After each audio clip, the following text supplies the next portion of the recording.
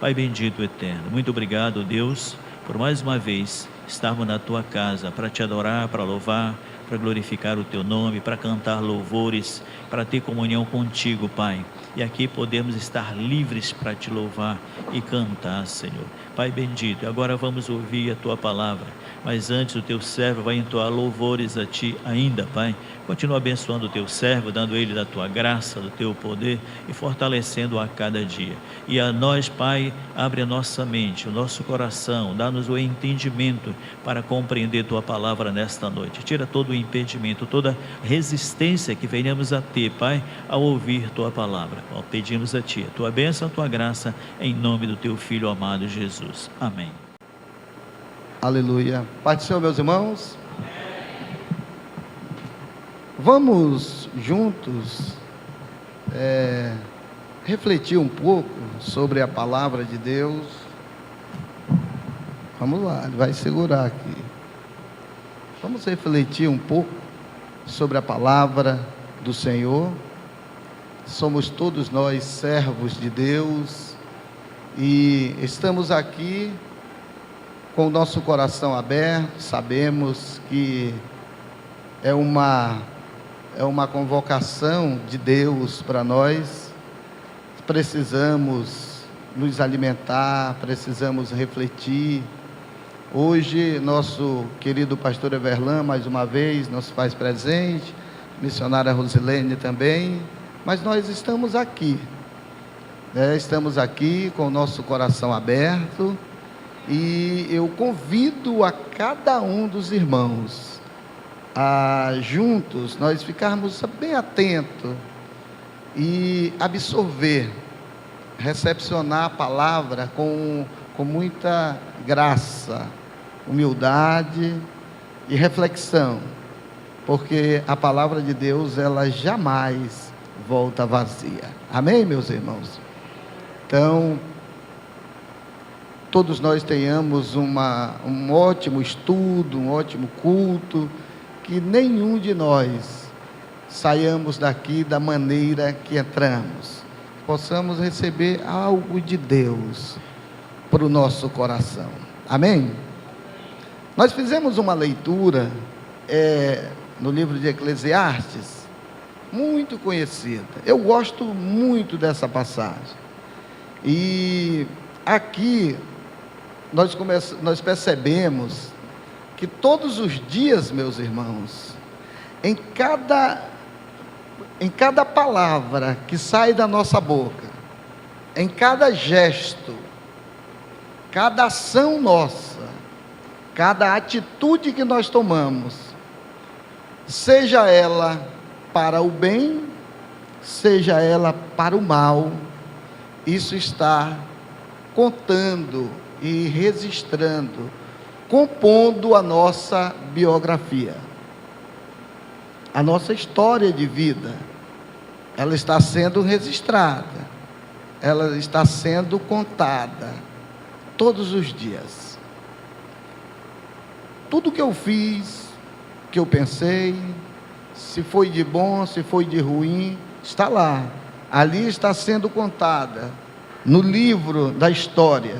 E como toda boa biografia, existe início, meio e final. Nós podemos estar contando uma história boa na nossa história, na nossa biografia, passando um momento bom, mas pode ser o início ainda. Um momento bom, mas pode ainda estar no meio. Momento bom e ainda não é o final. Quando terminar, pode ser que essa escrita, esse tempo bom, seja para terminarmos a nossa trajetória, contando e agindo de forma que seja vista ou lida por alguém como algo bom. Ainda mais quando se trata de apresentarmos o final da nossa história, o final da nossa existência, o final da nossa trajetória, quando a nossa vida terminar e apresentarmos a Deus. Todas as pessoas nesse enredo tem momentos bons, momentos ruins, coisas agradáveis e coisas desagradáveis. Todos nós passamos por isso. Todos nós cometemos coisas que não gostaríamos de ter cometido. E todos nós também nos arrependemos de coisas que deveríamos ter feito. Isso é muito comum quando chega no final do ano, as pessoas fazem uma reflexão, fazem um apanhado de tudo que ocorreu na sua vida no decorrer daquele ano, e aí pensa, esse ano foi dessa forma, mas esse novo ano que se inicia vai ser desse jeito. As pessoas gostam muito de fazer isso, porque nós lembramos de coisas que passaram e a gente não gosta nós não gostamos nem de lembrar. Foi tão ruim, tão desagradável, às vezes até desonroso, que nós não gostamos nem de lembrar. Queríamos esquecer. Mas tem coisa também que nós nos arrependemos de não ter feito diferente, de não ter feito melhor. Então, coisas que me arrependo de ter feito, coisa que me arrependo de não ter feito. Porque tudo isso está ficando escrito. E nessa trajetória, existem muitas pessoas que começam a sua vida de forma muito boa, e finda que termina ela melhor ainda. Glória a Deus mesmo, irmão Mário, né? Começa bem e termina bem. Só que tem outros que começam bem, mas não terminam bem. Outros começam mal, mas terminam bem. E outros começam mal e infelizmente termina pior ainda. Isso é um enredo, é uma história, e acontece todos os dias. Por isso nós temos que prestar atenção. Eu vou falar uma coisa aqui, eu estava pensando assim, eu não devo falar, ou não, deixa que Deus, mas eu estava pensando assim, pode ser que não tenha ninguém, mas quantas pessoas que podem ter pensado assim? A missionária Rosilene não está, o Everlan também não, eu vou aproveitar para faltar. Ficou registrado lá, uma pessoa que participa do culto, mas talvez a ideia, aquilo que motiva, agradar pessoas ver, não sei. Certo é que nós é que temos que refletir. Que me motiva a estar na casa do Senhor? Que me motiva a servir ao Senhor? Por que sirvo ao Senhor? Por que venho ao culto? O que eu venho fazer? Qual a minha motivação? E nós, olhando, pensando e refletindo todos os dias, existe pessoas que estão escrevendo histórias, e lá no final a sua história de forma completa, vão ter, é claro, altos e baixos, erros e acertos. Pode ser que alguém acerte mais, e pode ser que alguém erre mais. Meus irmãos, nem tudo na vida que começa bem vai terminar bem. Até em um esporte, quem entende, né? Um time, ele pode iniciar um campeonato e não está muito bem, mas isso não significa que ele vai ter que perder. Às vezes, no meio do campeonato, ele dá uma acelerada e começa a mudar o jogo e chega lá no final vitorioso. Sejamos todos nós essa pessoa, que estejamos sempre dispostos a virar o jogo. Não importa o momento que você está passando, existe um Deus que nos ajudará a mudar a situação. Outras começam mal e terminam pior ainda. Nós temos lá em Ezequiel 28, 14 em diante. Obrigado, Lázaro. Se nós lermos lá, tem lá um querubim ungido. E depois ele terminou como Satanás. Ele acabou, saiu lá da presença de Deus e ele desceu. Começou muito bem, querubim ungido, um anjo de luz, sinete da perfeição de Deus, e depois se transformou no Satanás. Vemos Adão e Eva, tinha um jardim só para eles. Deus o visitava na viração do dia, conversava com eles, e eles foram expulsos do jardim. Conhecemos um outro também, que era discípulo do Senhor, andava com Jesus, viu os milagres, participou, carregava inclusive a maleta com os recursos, Judas, mas terminou como o traidor.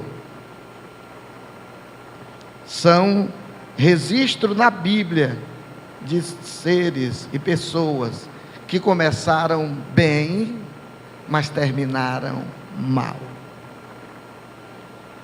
Também existe pessoas na sua vida de conduta que é uma linha reta. Ela sempre foi alguém que deu sempre certo. Daniel, por exemplo. Porque quando nós falamos alguém que começou bem e terminou bem, Daniel foi essa pessoa. Ele passou por lutas, claro, inúmeras, muitas, traições, levantes, situação daqui, situação dali, prisão dali, armadilha de lá, mas ele sempre arrumava uma forma e um jeito de mudar a situação e sempre ser e continuar sendo vitorioso. Eu e você podemos também, ainda que se levantem, ainda que a doença chegue, ainda que os problemas, as dificuldades, as escassez, a luta do dia a dia chegue, mas você não é obrigado a terminar mal. Daniel, ele foi conhecido na Bíblia como um homem justo e obediente, como alguém justa e obediente. Nós vimos um outro também, Cornélio, o centurião. Esse Cornélio está lá em Atos 10, a história dele.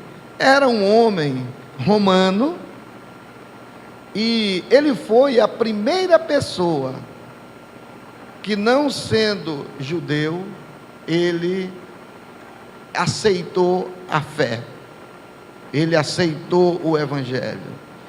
Deus fez, lá está registrado, que o Senhor ouvia as orações dele e recebia as ofertas, as esmolas, as ajudas que ele dava para as pessoas.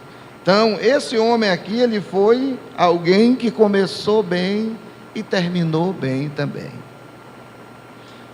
Existe também uma lista de pessoas que começaram mal, mas puderam sofrer, tiveram a oportunidade de sofrer uma virada na vida. Não é porque alguém começa mal que tem que terminar mal. Pode haver sim uma virada. nessas pessoas. Alguém diz assim: eu sou predestinado ao fracasso. Você já ouviu alguém dizer assim? Tem pessoas que pensam assim: não, dá certo para todo mundo, menos para mim. Mas não é dessa forma. Ninguém está predestinado ao fracasso. Deus, Ele tem uma nova história para cada pessoa. Nós vamos estar transmitindo essa palavra nas nossas congregações. Uma época, eu estava no seminário e alguém disse assim: quando você for pregar, um professor lá disse: quando você for pregar, quando você for anunciar a palavra, você preste atenção no que você está dizendo. Você use a palavra com paixão, com amor e com verdade, e viva ela. Porque alguém pode entrar naquele ambiente e dizer assim: é a última vez que eu entro em uma igreja, ou acontece uma coisa comigo, eu vou tirar a minha própria vida. E se você está lá pregando com paixão e dizendo para alguém: olha, você não está predestinado ao fracasso, Deus pode mudar a tua história. Essa pessoa, ela pode ali, através dessa palavra, mudar, não se matar mais, se transformar em um servo de Deus, em um ganhador de almas, e o reino de Deus se multiplicar na terra. Por isso nós precisamos crer e viver essa palavra. Existe na Bíblia exemplo de pessoas que começaram muito, muito mal e terminaram bem. Moisés, por exemplo, era um homem raivoso, matou logo alguém no início, não levava recado para casa, mas em Números 12:3, o Senhor faz um relato da vida de Moisés como o homem mais manso da terra. Alguém que não era manso, alguém que não tinha o pavio curto, nem pavio tinha. Agora houve uma transformação, pastor Esmeraldo, e foi chamado pelo próprio Deus de um homem mais manso da terra. As coisas podem mudar. Ele começa a história mal, mas termina bem. E Paulo, o que não dizer de Saulo? Este homem que consentiu na morte de Estevão, que prendia os cristãos, para depois serem lançados nas arenas, para ser comido pelos leões. Alguém que estava ali trabalhando contra o Evangelho. Houve uma virada na vida dele, e lá no final, em 2 Timóteo 4:7, o que ele diz? Combati o bom combate, acabei a carreira e guardei a fé. Ele terminou a vida dessa forma, terminou a sua história aqui desse jeito. Não é porque começou mal que vamos terminar mal. Nós podemos sim. Vamos chegar a um consenso aqui nós dois, tá, microfone? Então, esse homem, ele ficou registrado como alguém que começou mal, mas terminou muito bem. Tem um outro também, uma história linda, interessante, conhecida, um homem chamado Dimas. A tradição diz que o nome dele era Dimas. Ele estava lá, era um ladrão, alguém que fez muitas coisas erradas na vida, foi crucificado junto com o Senhor, estava ali do lado de Jesus na cruz, mas de repente, ele arruma forças, se levanta, age, fala alguma coisa, e muda tudo para ele. Alguém que estava condenado ali, E aí, meus irmãos, interessante que tem pessoas, existe pessoas, Everton, que tem certeza ou pensa que vai para o céu e finda que nem vai. Pastor Arnaldo, porque isso vai existir. Tem pessoas também que pensa que não vai, e vai existir uma virada na vida dessa pessoa, e vai. Só que tem uma que nós temos certeza que essa já está lá. Quem é ela? É esse homem aqui. Tem gente que pensa que vai e não vai. Tem gente que pensa que não vai e vai. Tem gente que pensa que vai e vai mesmo. Tem gente que pensa que não vai e não vai mesmo. Mas tem uma que nós já temos certeza que esse já está lá. Mas tudo estava ao contrário a ele. Não tinha nada favorável. Isso aqui, meus irmãos, conta para qualquer área da sua vida. Conta para qualquer área da nossa vida. Pode ser que está tudo ao contrário. Olhando do ponto de vista humano e natural, não tem possibilidade alguma de dar certo. Mas se deu certo para aquele homem no último momento, porque para Deus não há nada impossível. Eu ouvi falar aqui, eu não sei se está aqui porque eu não conheço, mas eu me lembrei agora, que eu ouvi falar que aqui na igreja tem uma pessoa que veio de Boa Vista. Um dia desse alguém estava me contando, e está doente, foi diagnosticado com câncer, está se tratando. Essa pessoa está aqui? É a senhora? Olha, eu vou lhe falar uma coisa. Quando eu estava fazendo esse estudo aqui, eu me lembrei da senhora. A senhora pode pensar assim, porque me disseram que a senhora já abriu igreja, já é missionário, é diaconisa. E quem sabe a senhora pode pensar assim: como está eu agora? E cadê o Deus que eu sirvo? Por que que Ele não me ajuda? Por que que eu estou passando por isso? Eu quero dizer uma coisa diretamente à senhora: Deus está vendo, e não tem nada fora do controle dEle. Ele pode lhe curar, sim. Ele pode repreender a sua doença, sim. E se Ele não lhe curar, porque quem sabe é Ele, mas a senhora precisa ter a certeza de que o melhor a senhora tem, que é a sua salvação. Coisas que muitas pessoas não têm, mas eu ainda creio que o Senhor pode transformar a sua vida, o seu corpo físico, e mudar. Porque lá na nossa igreja, no São José, tem 3 pessoas lá que tinham câncer, e tem uma, Tereza, o nome dela, o médico deu para ela 5 dias de vida, e ela não podia mais voltar ao SECOM, porque ela só tinha 5 dias de vida. A filha dela nessa época tinha 1 ano de idade. A filha dela está inteirando já 22 anos de idade.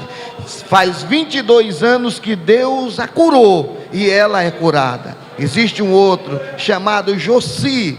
Ele, para chegar da igreja, da casa dele à igreja, ele parava 5 a 6 vezes, e os laudos ele tem todos na casa dele, que ele não tinha mais possibilidade, e foi curado. Deus restaurou, e hoje está lá curado. E quantas são as pessoas que estão sendo curadas de todo tipo de enfermidade? Esse homem aqui, o outro disse: tu és Deus? Então resolve a tua vida aí, e olha para nós também que estamos aqui. Esse outro reconheceu que não era nada, reconheceu que era pecador, e jogou todas as suas fichas e todas as suas esperanças em Deus. em Jesus e disse assim: Senhor, eu sou culpado, mas o Senhor é justo, mas eu vou te pedir uma coisa, lembra-te de mim. E o Senhor disse: hoje mesmo tu estarás comigo no paraíso. Deus tem uma resposta para cada um, e não é porque a senhora está hoje com essa enfermidade que ninguém quer passar por isso, mas o seu Deus, o nosso Deus, Ele continua com o controle de todas as coisas na mão. Às vezes é que nos falta paixão e esperança e confiança em Deus. As pessoas dizem assim: mas é porque não é você. Deus sabe a capacidade de cada um, mas todos aqueles que no momento mais difícil conseguiu crer e confiar no Senhor, eles não se arrependeram e não foram frustrados e não foram confundidos, porque o Senhor é fiel. Não seja indeciso. Olha, nós vimos aqui, meus irmãos, que não é porque eu já estou com uma idade, ou porque as coisas estão ruins para a minha vida, que eu tenho que desistir, desanimar, parar. Não. Todos já ouviram falar quem era Roberto Marinho, né? O criador, aquele que criou. Hoje a Rede Globo, fala em Rede Globo, todo mundo é um negócio do cão lá, mas foi uma empresa, e é uma empresa bilionária. Esse homem começou esse império, ele tinha 65 anos de idade. Começou a Rede Globo, ele tinha 65 anos, quando ele deu início ali. Não era um jovem. Galileu, se não me engano, a maior obra dele, assim, descoberta, ele já tinha 73 anos de idade. E aí, Caleb, que conquistou uma montanha infestada de gigantes, tomou para Deus com 85 anos de idade, para mostrar que não é a força. Você pode estar já com a idade avançada, mas Deus pode fazer ainda grandes coisas através de nós. Grandes coisas podem ser realizadas através de nós. E às vezes nós achamos que para nós já está bom, já terminou. Nelson Mandela, ele saiu da cadeia com 60 anos de idade. E ele conseguiu ser o quê? Presidente do seu país. Mas ele saiu da cadeia com 60 anos de idade. Deus pode fazer o que na sua vida, na minha vida? Quantos anos você tem? Qual a sua disposição?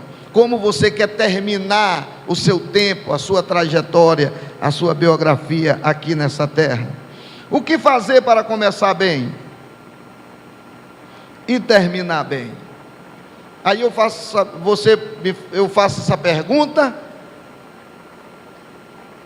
para todos nós. O que fazer então para começar bem, terminar bem, ou pelo menos terminar bem, já que não deu para começar bem? Temos que fazer uma coisa: não ser indeciso. A indecisão, ela confunde, a indecisão atrapalha, a indecisão dá confusão, dá briga.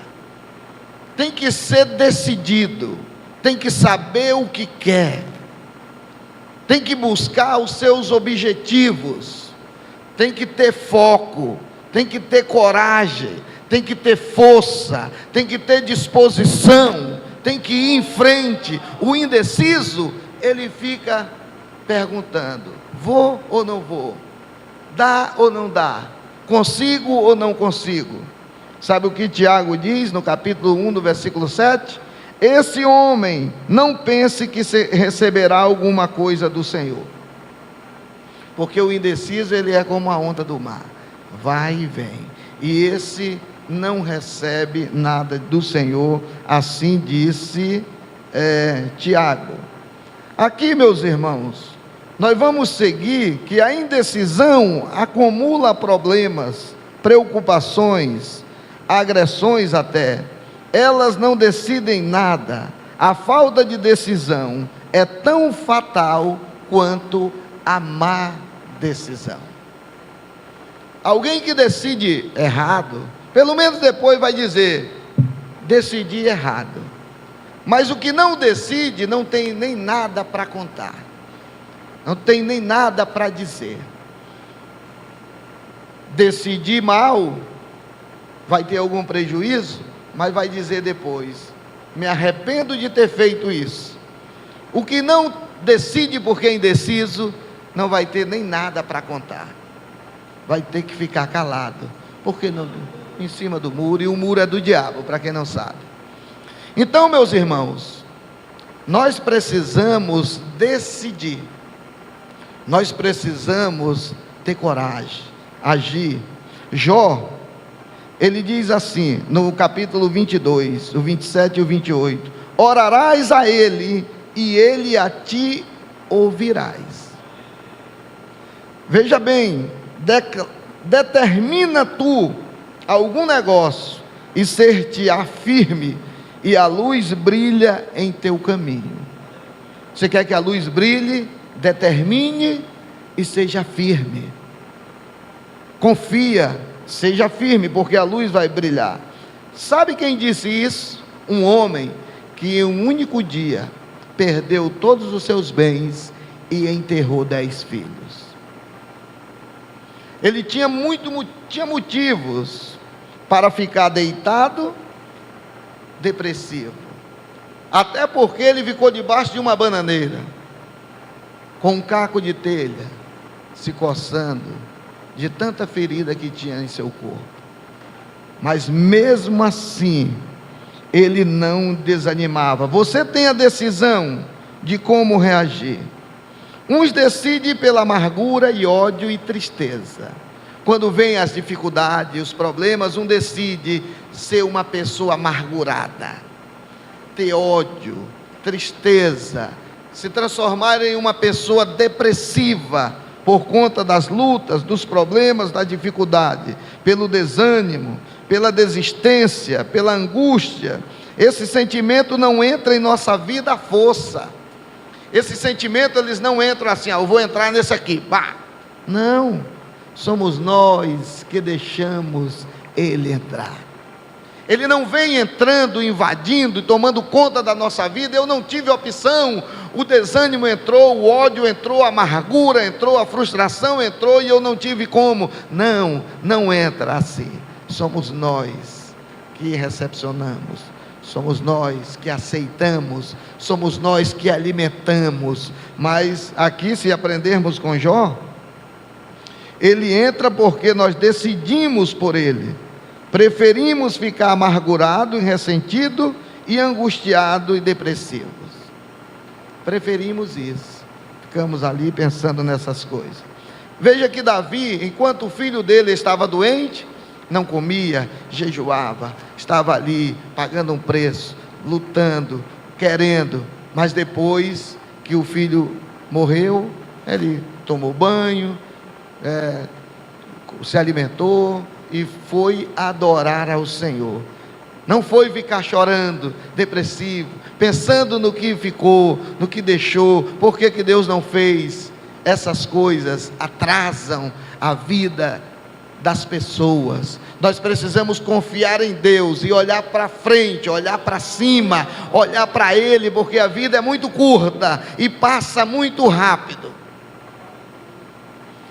Um dia desse eu morava do lado da casa do irmão Arnaldo. Eu era solteiro e eu disse: irmão Arnaldo, eu me casei, já estava não sei quantos anos de casado. O irmão Arnaldo se mudou. Eu disse: irmão Arnaldo, o senhor mora há quanto tempo lá no bairro Novo? Ele disse: 18 anos. Eu pensava que era 3, de tão rápido que passou.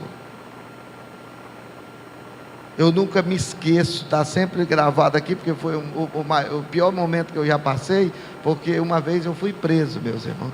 Mas eu fui preso porque eu era de menor e eu estava em uma festa.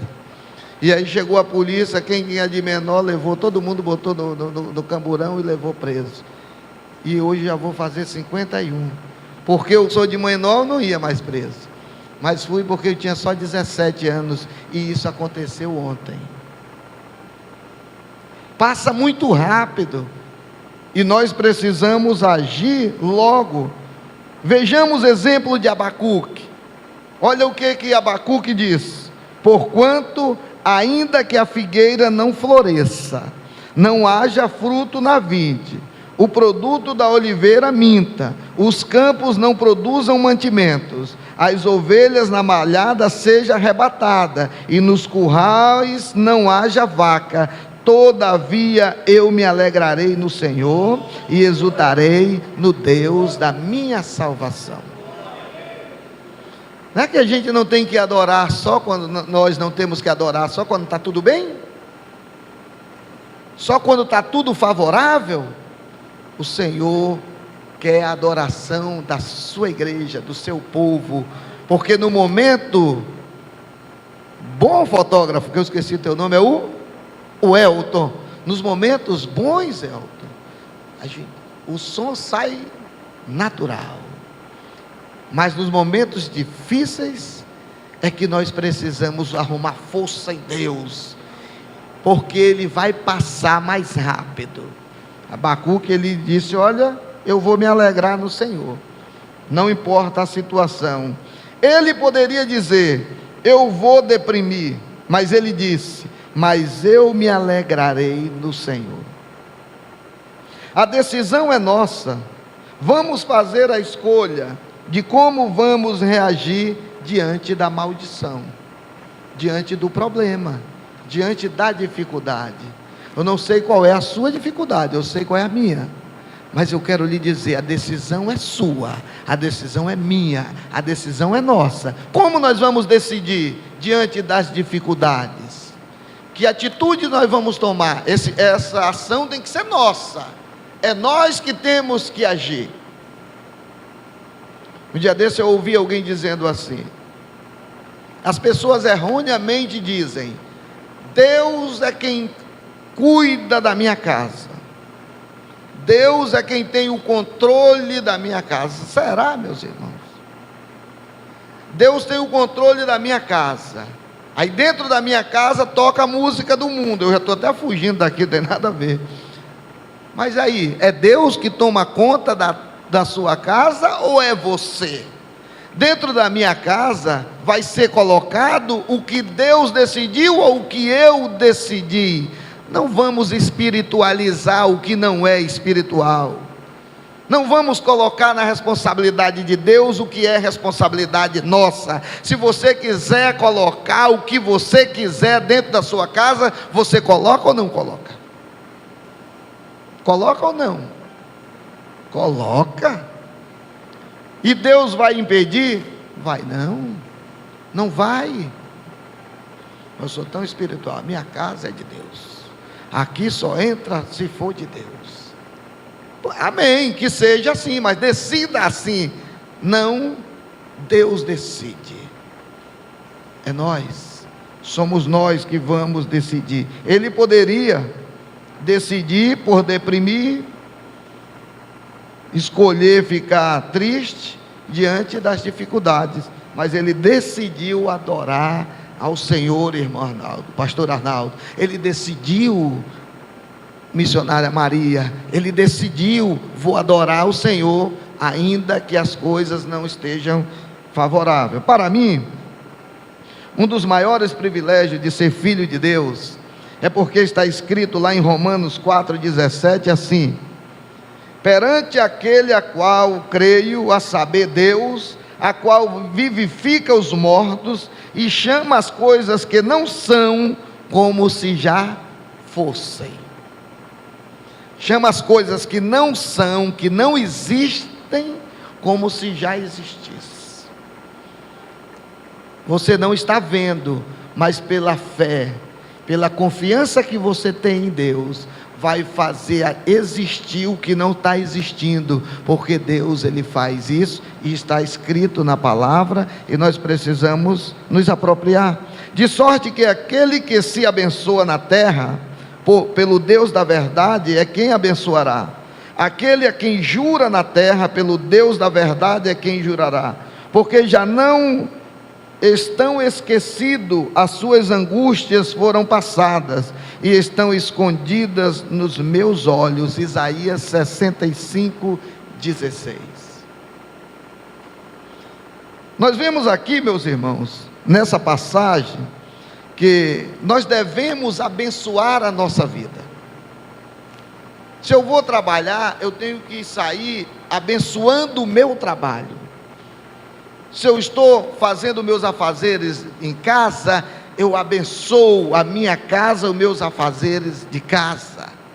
Se eu estou procurando um emprego, eu saio e abençoo aquilo que eu fui fazer. Se eu fui fazer um negócio, fechar um negócio, eu saio abençoando e crendo que eu tenho um Deus, sirvo um Deus. E se eu fui fazer um exame, eu fui ao médico, e se veio algum diagnóstico, alguma coisa, mas eu preciso abençoar a minha vida está nas mãos de Deus, e não acontece nada fora do querer e da vontade do Senhor.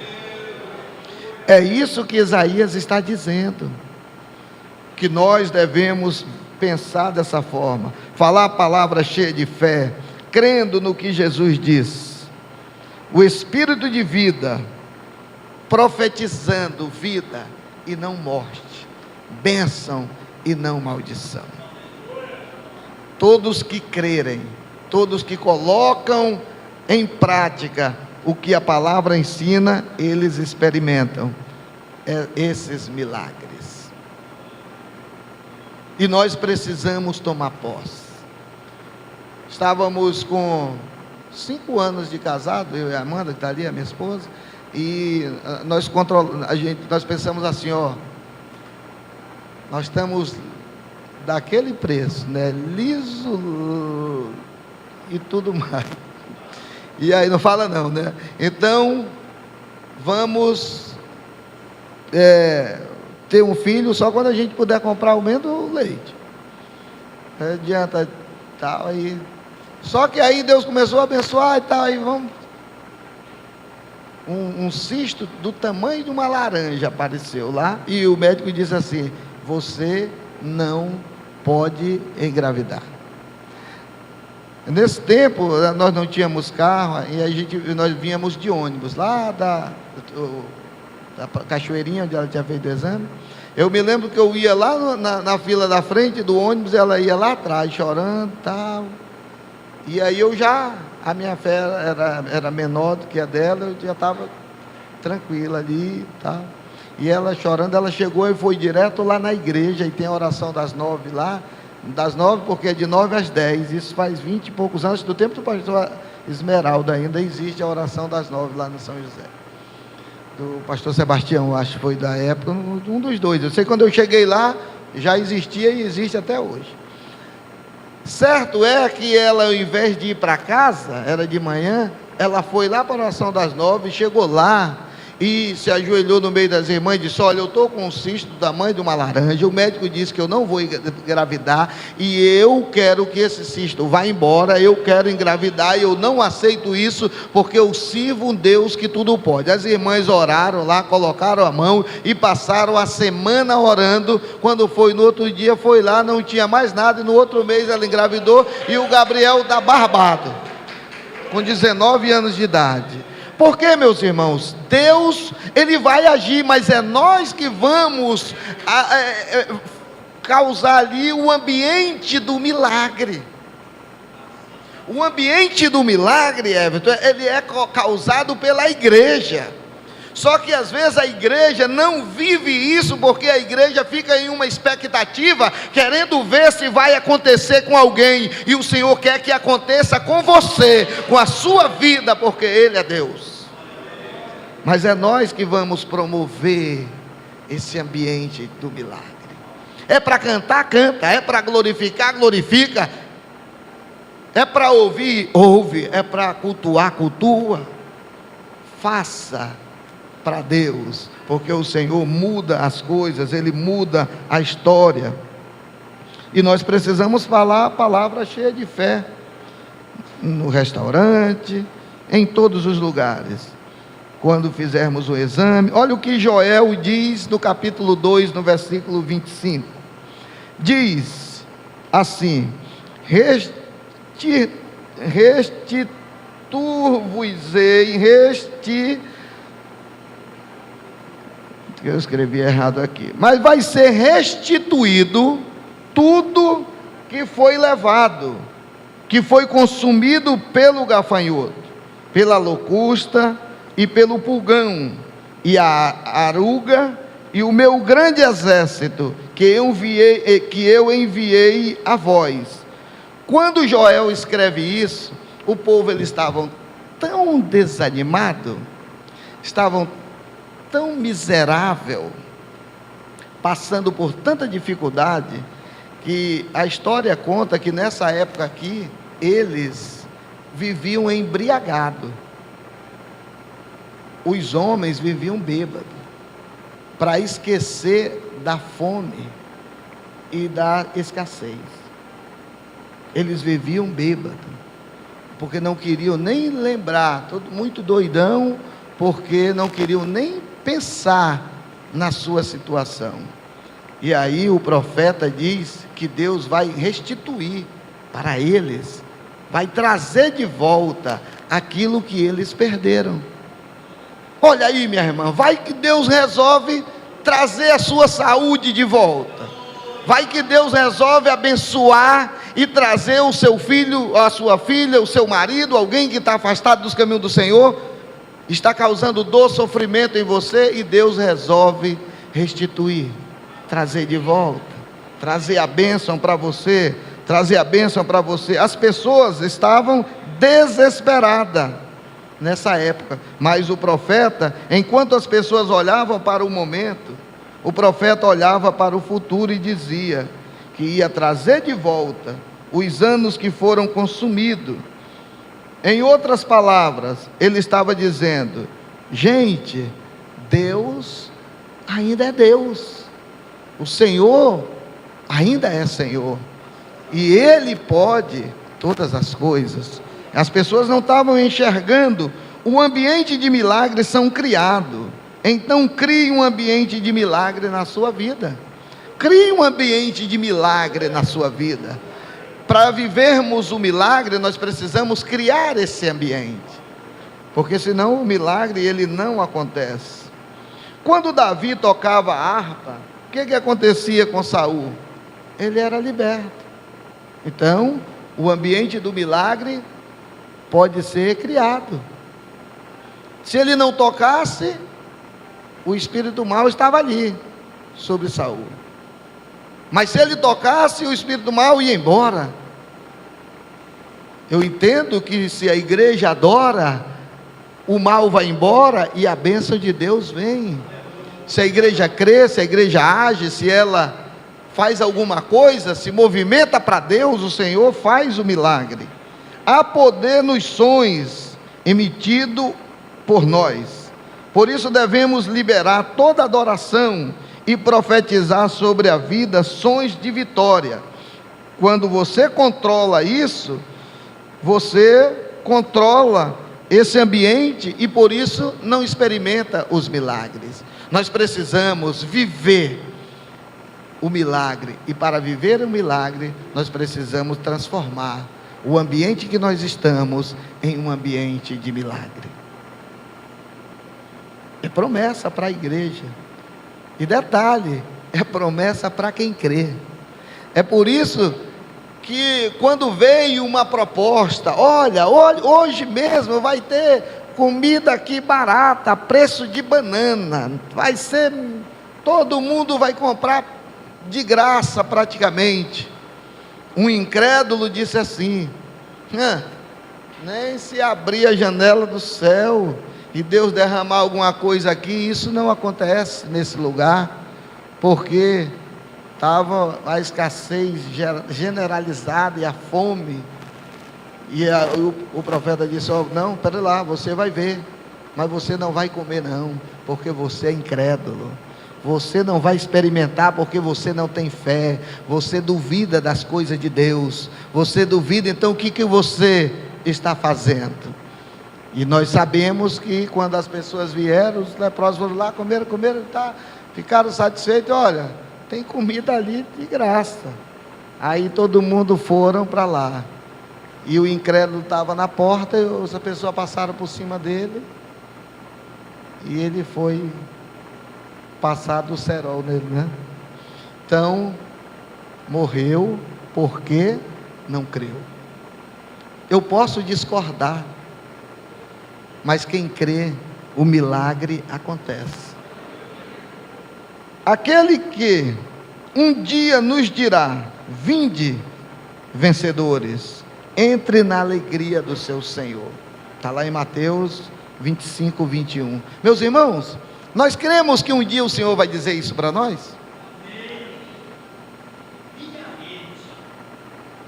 Se nós cremos que Deus pode nos ressuscitar e nos levar para o céu eternamente, como é que nós não devemos crer que qualquer coisa o Senhor pode fazer em nossa vida? Nós precisamos tomar posse e procurar viver. Senhor, eu quero viver crendo em Ti. Eu quero experimentar e não só ouvir falar. Quantas pessoas que vivem, o Senhor tem ali a bênção, o milagre, ela pega, vai atrás de alguém, não sei aonde, que prometeu que tem uns superpoderes, que é maior que todo mundo, e a pessoa crê naquelas pessoas, e não crê que o Senhor que diz: tu está em dificuldade, entra na tua casa, fecha a porta, fala com teu pai em secreto, pede para ele o que você precisa, conversa com ele, ele vai em secreto te responder, porque em secreto você está falando com ele, e ele estará ali para lhe responder. Eu quero convidar a igreja, os irmãos, a nós nos colocarmos de pé, e nós vamos fazer uma oração. Eu quero fazer uma oração junto com vocês, por cada pessoa que está aqui, nesse local, nesse momento, e creu que o Senhor pode fazer uma mudança para melhor, em área da sua vida que você sabe que precisa ser melhor. Seja na sua saúde. Eu vivo meio adoentado há anos. Eu vivo meio desanimado ou desanimada há anos. Eu não tenho tido tanta fé, força, ânimo, disposição mais. A minha saúde se foi, as minhas finanças, tudo parece que está difícil. Eu quero orar por você, e se você crê, você vai orar junto comigo, e o Senhor vai abençoar a sua vida. Você crê, meu irmão? Você crê, minha irmã? Amém? Vamos orar? Senhor, meu Deus e Pai, a sua palavra, meu Deus, está sendo pregada. Nós não estamos aqui, meu Deus, para fazer nada mais do que anunciar aquilo que está escrito na sua palavra. Todos aqui são teus servos, Senhor. Estamos vivendo um tempo, meu Deus, de apostasia, aonde as pessoas estão deixando de te servir, e muitas pessoas virando a costa para o Senhor.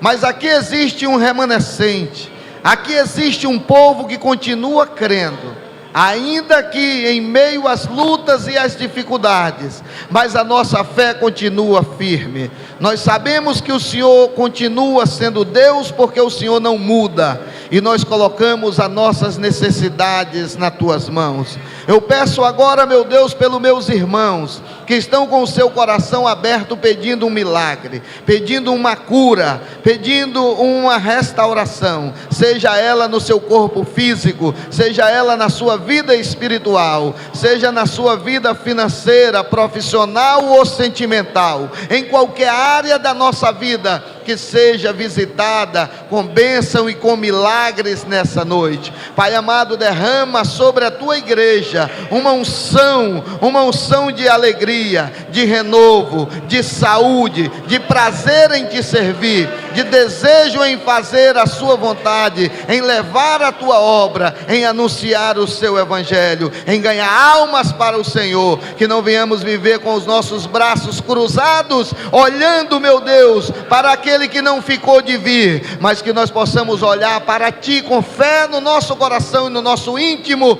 tendo a certeza, meu Deus, de que o Senhor está nos ouvindo e que o Senhor está conosco. Eu te apresento, meu Deus, nesse momento, junto com essa igreja, a nossa irmã, meu Deus, que veio de outro estado, e ela está aqui em tratamento.